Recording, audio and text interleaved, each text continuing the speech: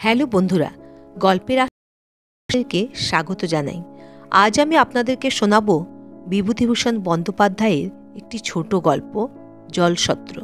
তো গল্পটি স্কিপ না করে শুনতে থাকুন, আর ভালো লাগলে একটা লাইক, শেয়ার ও কমেন্ট করতে ভুলবেন না। আর আমার এই নিউ চ্যানেলটিকে সাবস্ক্রাইব করে পাশে থাকবেন। গল্পটি পাঠে আপনাদের সাথে আমি অনামিকা। তো গল্পটি শুনতে থাকুন। বৃদ্ধ মাধব শিরোমণি মশাই শিষ্যবাড়ি যাচ্ছিলেন। বেলা তখন 1টার কম নয়। সূর্য মাথার ওপর থেকে একটু হেলে গিয়েছে। জ্যৈষ্ঠ মাসের খড় রৌদ্রে বালি গরম, বাতাস একেবারে আগুন। মাঠের চারিধারে কোনো দিকে কোনো সবুজ গাছপালার চিহ্ন চোখে পড়ে না। এক আধটা বাবলা গাছ যা আছে তাও পত্রহীন। মাঠের ঘাস রোদে পড়া, কটা। ব্রাহ্মণের কাপড় চোপড় গরম হাওয়ায় আগুন হয়ে উঠল, আর গায়ে রাখা যায় না। এক একটা আগুনের ঝলকের মতো দমকা হাওয়ায় গরম বালি উড়ে এসে তার চোখে মুখে তীক্ষ্ণ হয়ে বেঁধছিল। জ্যৈষ্ঠ মাসের দুপুরবেলা এ মাঠ পার হতে যাওয়া যে ইচ্ছে করে প্রাণ দিতে যাওয়ার সামিল, এ কথা নবাবগঞ্জের বাজারে তাকে অনেকে বলেছিল। তবুও যে তিনি কারোর কথা না শুনে জোর করেই বেরোলেন, সে কেবল বোধ হয় কপালে দুঃখ ছিল বলেই। পশ্চিম দিকে অনেক দূরে একটা উলু খড়ের ক্ষেত গরম বাতাসে মাথা দোলাচ্ছিল। যেদিকে চোখ যায় সেদিকেই কেবল চকচকে খড় বালির সমুদ্র। ব্রাহ্মণের ভয়ানক তৃষ্ণা পেল। গরম বাতাসে শরীরের সব জল যেন শুকিয়ে গেল। জিভ জড়িয়ে আসতে লাগলো। তৃষ্ণা এত বেশি হলো যে সামনে ডোবার পাতা পচা কালো জল পেলেও তা তিনি আগ্রহের সঙ্গে পান করেন। কিন্তু নবাবগঞ্জ থেকে রতনপুর পর্যন্ত 4.5 কোষ বিস্তৃত এই প্রকাণ্ড মাঠটার মধ্যে কোথাও যে জল পাওয়া যায় না, তা তো তাকে কেউ কেউ বাজারেই বলেছিল। এ কষ্ট তো তাকে ভোগ করতেই হবে। ব্রাহ্মণ কিন্তু ক্রমেই ঘেমে নিয়ে উঠতে লাগলেন। তার কান দিয়ে নাক দিয়ে নিঃশ্বাসের যেন আগুনের ঝলক বেরোতে লাগল।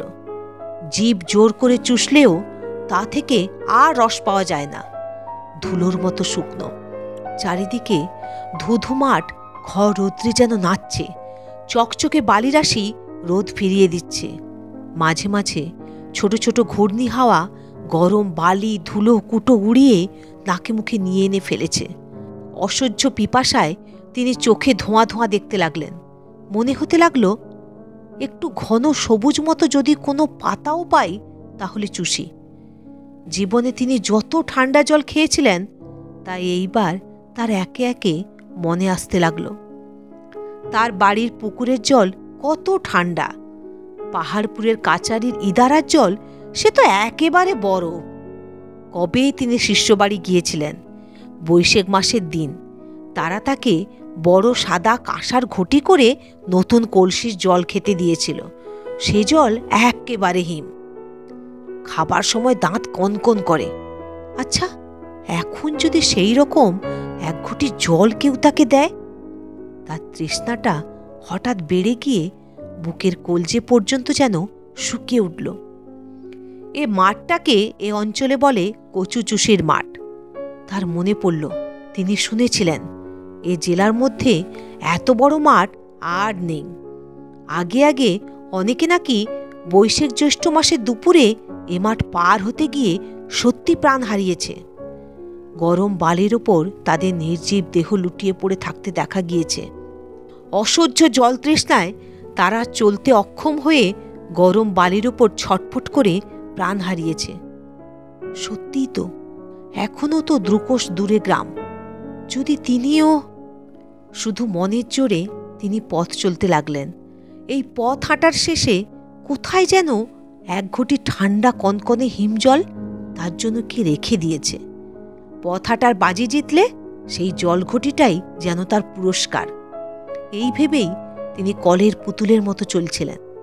8 ক্রোশটাক পথ চলে উলুখড়ের বনটা ডাইনে ফেলেই দেখলেন, বোধ হয় আর 8 ক্রোশ পথ দূরে একটা বড় বট গাছ। গাছটার তলায় কোনো পুকুর হয়তো থাকতে পারে, না থাকে ছায়াও তো আছে। বটতলায় পৌঁছে দেখলেন একটা জলসত্র, 4-5টা নতুন জ্বালায় জল, একপাশে এক রাশি কচি ডাব, এক ধামা ভিজে ছোলা, একটা বড় জায়গায় অনেকটা নতুন আখের গুড়, একটা ছোট ধামায় আধধামা বাতাসা, বাঁশের চেরা একটা খোল কাতার দড়ি দিয়ে আরেকটা বাঁশের খুঁটির গায়ে বাঁধা।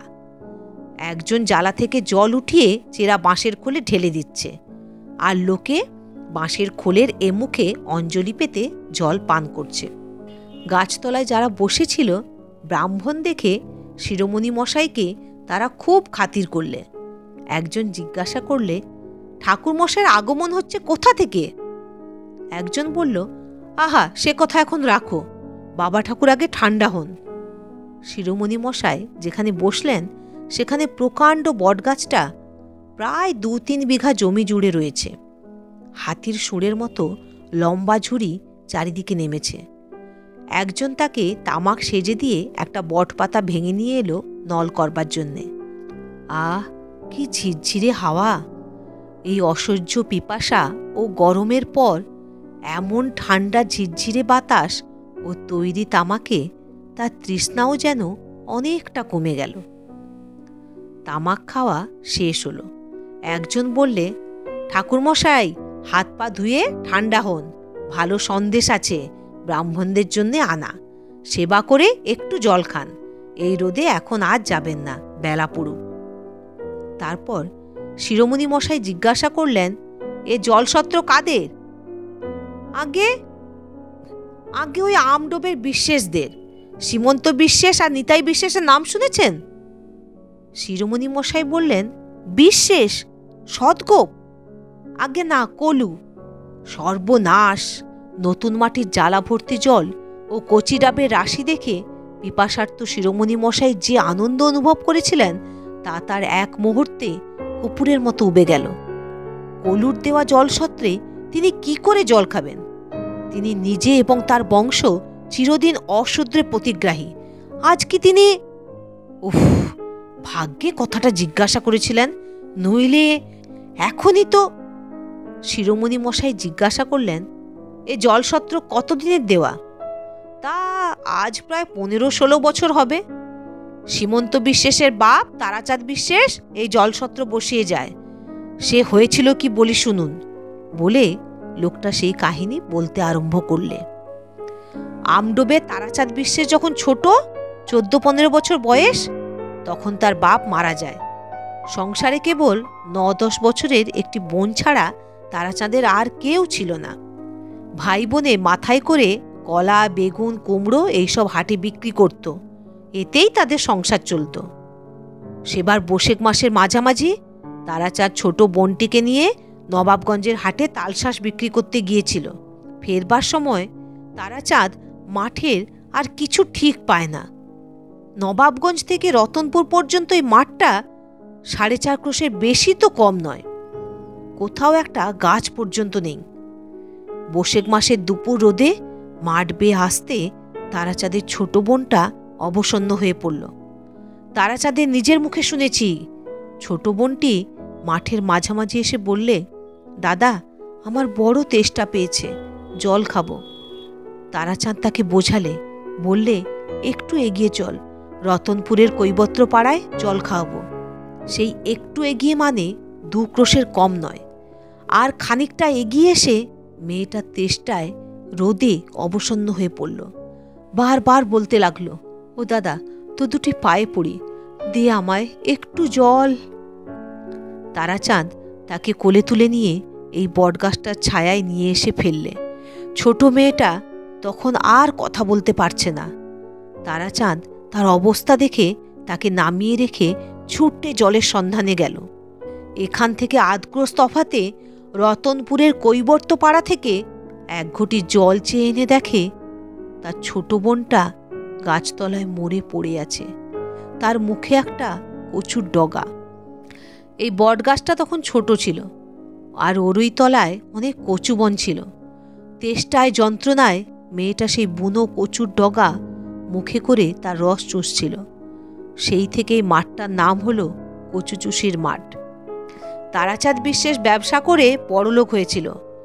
শুনেছি তার বোন নাকি তাকে স্বপ্নে দেখা দিয়ে বলতো, দাদা ওই মাঠের মধ্যে সকলের জল খাবার জন্য তুই একটা জলসত্র করে দে। তাই তারাচাঁদ বিশ্বাস এখানে এই বটগাছ প্রতিষ্ঠা করে জলসত্র বসিয়ে গেছে। সে আজ 15-16 কি 20 বছরের কথা হবে। ঠাকুরমশাই, কচুচুষির মাঠের জলসত্র এদিকে সকলেই জানে। বলবো কি বাবা ঠাকুর, এমনও শুনেছি যে মাঠের মধ্যে জল তেষ্টায় বেঘরে পড়ে ঘুরপাক খাচ্ছে এমন লোক নাকি কেউ কেউ দেখেছে। একটা ছোট মেয়ে মাঠের মধ্যে দাঁড়িয়ে বলছে, ওগো আমি জল দেব, তুমি আমার সঙ্গে এসো। লোকটা তার কাহিনী শেষ করলে, তারপর বললে, সত্যি মিথ্যে জানি নে ঠাকুরমশাই, লোকে বলে তাই শুনি। বৈশাখ মাসের দিন ব্রাহ্মণের কাছে মিথ্যে বলে কি শেষকালে। লোকটা 2 হাতে নিজের কান মলে কপালে 2 হাত ঠেকিয়ে এক প্রণাম করলে। বেলা পড়ে এলো। কত লোক জলসত্রে আসতে যেতে লাগলো। একজন চাষা পাশের মাঠ থেকে লাঙল ছেড়ে পরতলায় উঠল। ঘেমে সে নেয়ে উঠেছে। একটু বিশ্রাম করে সে তৃপ্তির সঙ্গে ছোলা গুড় আর জল খেয়ে বসে গল্প করতে লাগলো। এক বুড়ি অন্য গ্রাম থেকে ভিক্ষা করে ফিরছিল। গাছতলায় এসে সে ঝুলি নামিয়ে একটু জল চেয়ে নিয়ে হাত পা ধুলে। একজন বললে, আব্দুলের মা একটা ডাব খাবা? আব্দুলের মা একগাল হেসে বললে, তা দাও দেখি মোরে, আজ একটা খাই, মরবো তো খেয়েই মরি। একজন লোক পরনের টাটকা কোরা কাপড়ের ওপর নতুন পাট ভাঙা ধপধপে সাদা টুইলের শার্ট, হাঁটু পর্যন্ত কাপড় তোলা, পায়ে 1 পা ধুলো, বটতলায় এসে হতাশভাবে ধপ করে বসে পড়ল। কেউ জিজ্ঞাসা করলে, ছমিরুদ্দি মিয়া যে আজ ছানির দিন ছিল না?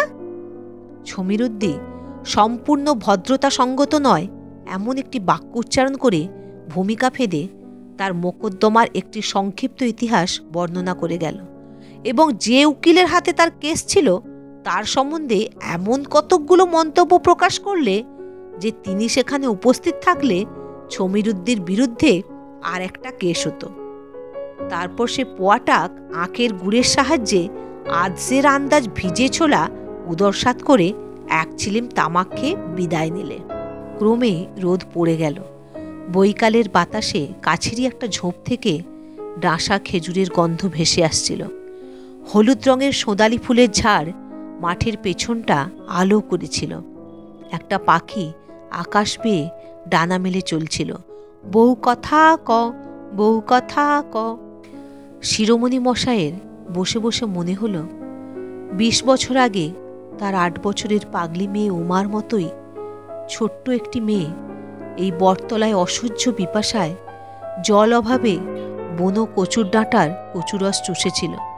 আজ তারই স্নেহ করুণা এই বিরাট বটগাছটার নিবিড় ডালপালায় বেড়ে ওঠে এই জলকষ্ট পীড়িত পল্লী প্রান্তরের একধারে পিপাসার্ত পথিকদের আশ্রয় তৈরি করেছে। এরই তলায় আজ 20 বছর ধরে সে মঙ্গলরূপিণী জগদ্ধাত্রীর মতো 10 হাত বাড়িয়ে প্রতি নিঘাত মধ্যাহ্নে কত পিপাসাতুর পল্লী পথিককে জল যোগাচ্ছে।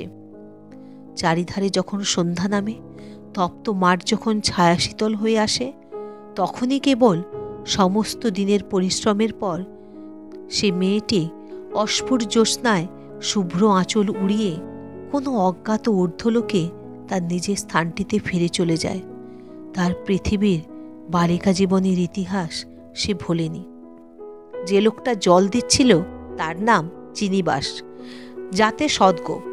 শিরোমণি মশাই তাকে বললেন, ওহে বাপু, তোমার ওই বড় ঘটিটা বেশ করে মেজে 1 ঘটি জল আমায় দাও।